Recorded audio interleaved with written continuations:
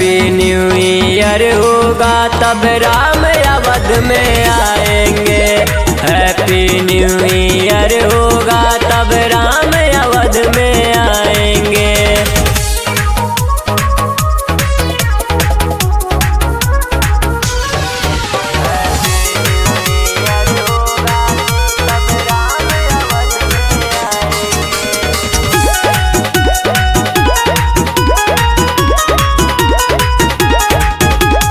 पहले हमनी नया साल मनाइब हो, फिर उद्घाटन के बारी आई हो।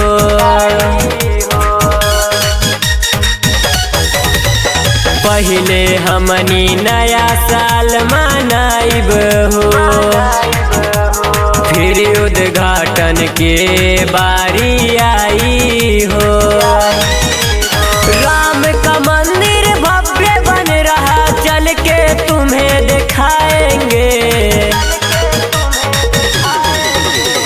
राम का मंदिर भव्य बन रहा चल कर तुम्हें दिखाएंगे। हैप्पी न्यू ईयर होगा तब राम अवध में आएंगे। हैप्पी न्यू ईयर होगा तब राम अवध में आएंगे।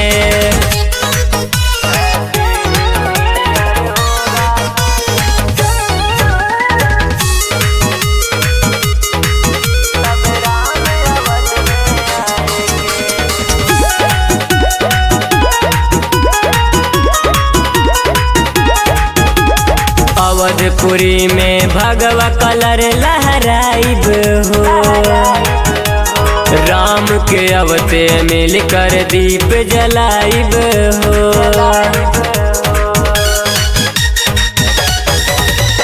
अवधपुरी में भगवा कलर लहराइब हो, राम के अवते मिलकर दीप जलाइब हो।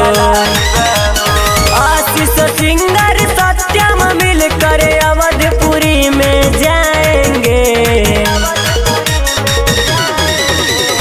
आशीष सिंगर सत्यम मिलकर अवधपुरी में जाएंगे।